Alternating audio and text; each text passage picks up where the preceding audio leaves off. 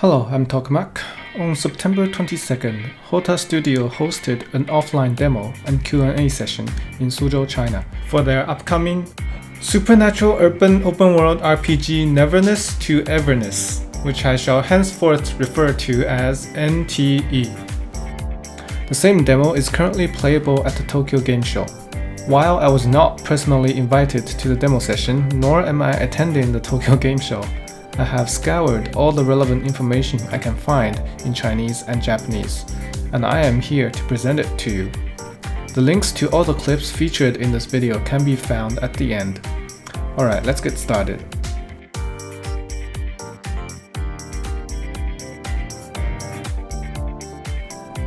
The story of NTE takes place in a city called Hetero, where supernatural anomalies occur regularly. Our protagonist Zero comes from Alcatraz. She comes from an island that is used to contain all the captured anomalies. Due to reasons, she signs a contract with the Bureau of Anomaly Control to help investigate a thing called Code Zero. One thing I like is that while our protagonist has lost all her memories as per usual, she is not a complete blank canvas in terms of her personality.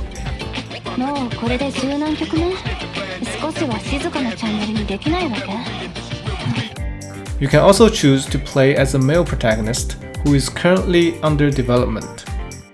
The game utilizes Unreal Engine 5's Lumen technology for dynamic global illumination and reflections to create an immersive dreamcore atmosphere during the gameplay.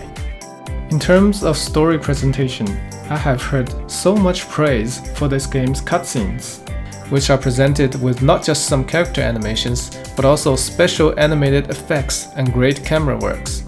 None of that.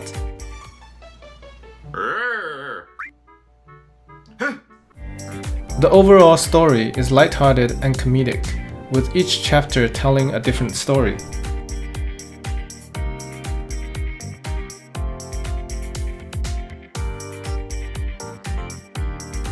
The city of Hetero is the game's biggest selling point. You can clearly see how much effort the developers have put in to make this a living, breathing metropolitan that you can fully immerse yourself into. There are a plethora of options for you to explore the city with. You can run around on foot, drive a car, climb or parkour on walls, or defy gravity and run on walls with character-specific abilities, then leap off and glide your way to your destination. There are telephone booths on the map that act as quick travel points, and when you are tired of traversing the city yourself, you can jump on a bus or a train, sit back and just enjoy the ride.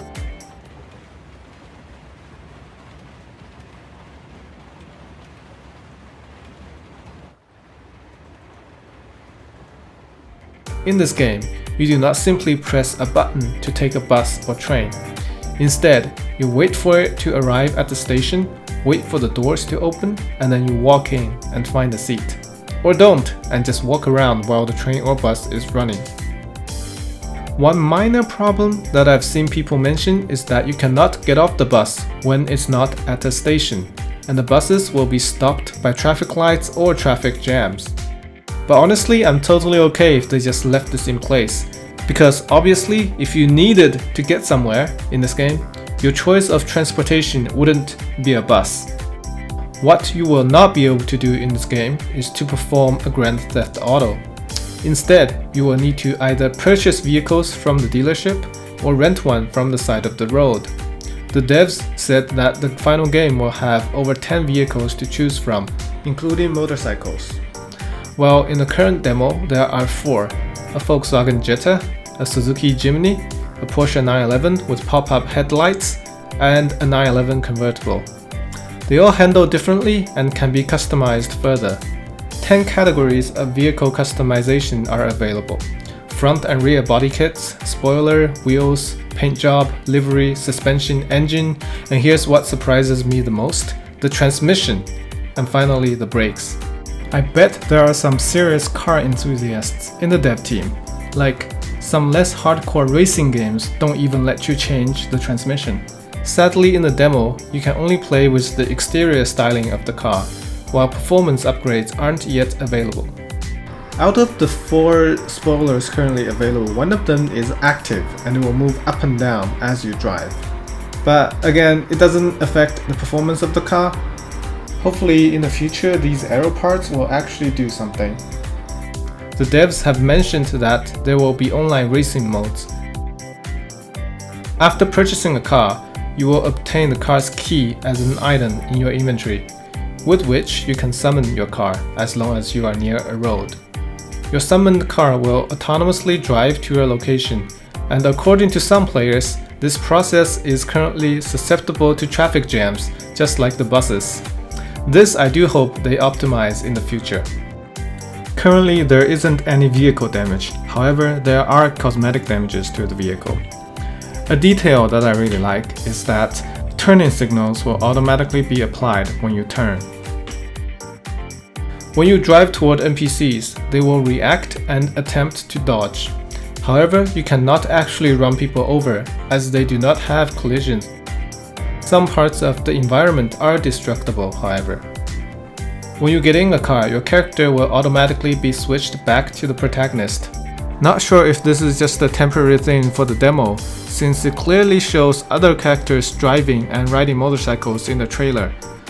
But making everyone able to drive will add a lot more work, as each character needs different animations for getting in and out and driving. And also, just look at this kid. How's she gonna drive? According to some player feedback and the official trailers, it seems that the handling of vehicles could use some more refining. In addition, the vehicle can only be entered from the driver's side, which is slightly inconvenient. Hopefully these can be addressed down the road.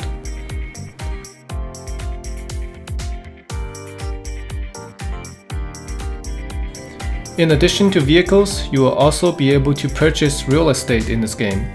Before buying a house, you can choose to go for a tour first. And it's not just a digital tour or they teleport you to the house. You need to actually drive to the place yourself, go inside, take a look, and then head back to the real estate agency if you decide to buy it.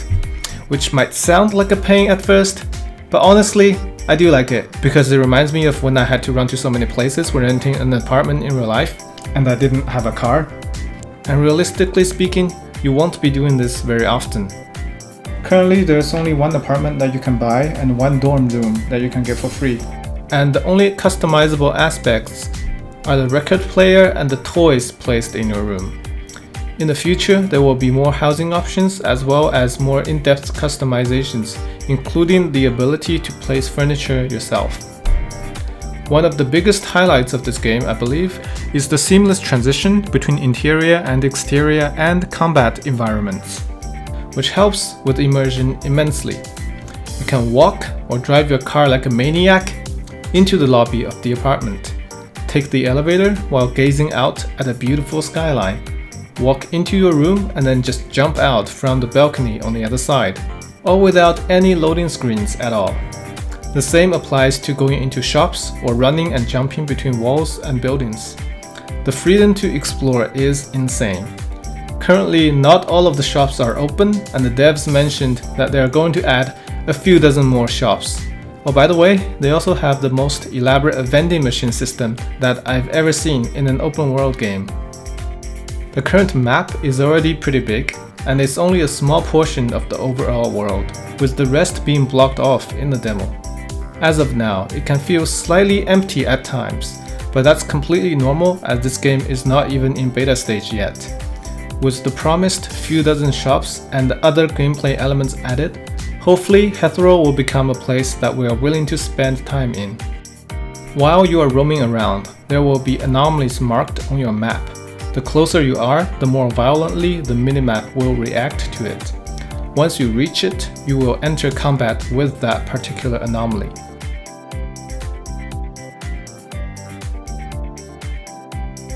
The combat system allows players to form a team of 4 characters, each having one of 6 possible elements. Each character has a basic attack, a basic ability, an ultimate ability, and a special entry attack. As you attack, a bar will fill up for the current character. Once that's full, you can expand it to switch to another character who will enter with their special attack, that combines the elements of both characters. For example, light and psyche elements combined will leave behind a flower that shoots projectiles at the enemy.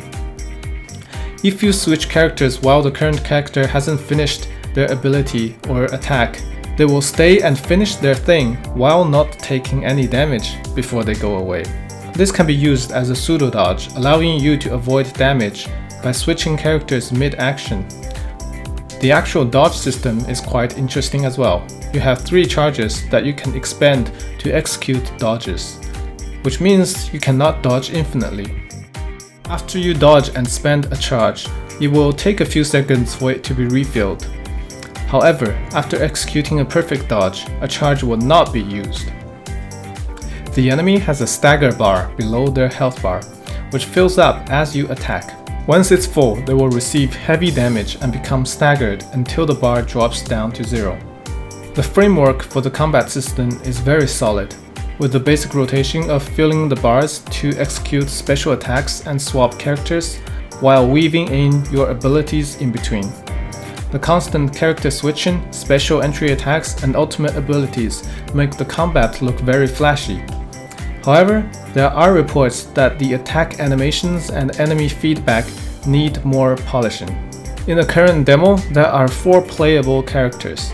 It is suspected that number will increase to 7 or 8 when the beta becomes live. You can see the future characters from the latest trailer.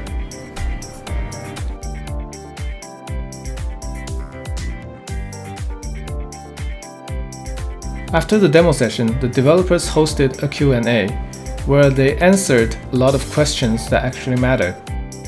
As this game is free to play, how its gacha system works is very important.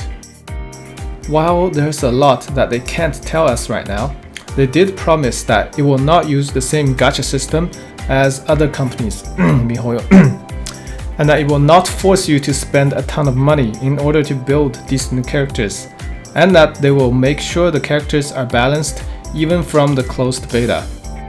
We'll have to wait and see how much of that holds true in the final release, but at least their previous game, the Tower of Fantasy, did have a relatively friendly gacha system and character pool.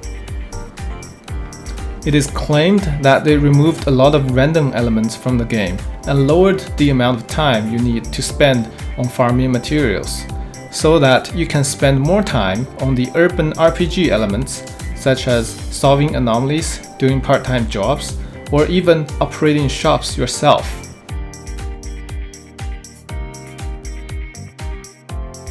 All in all, NTE shows a lot of promise. From the supernatural urban setting of Hetero to the top-notch story presentation, it is clear that the developers are aiming for a rich and immersive experience. The detailed vehicle customization, vast and seamless world design, and all the different aspects of gameplay all make me very excited for the game.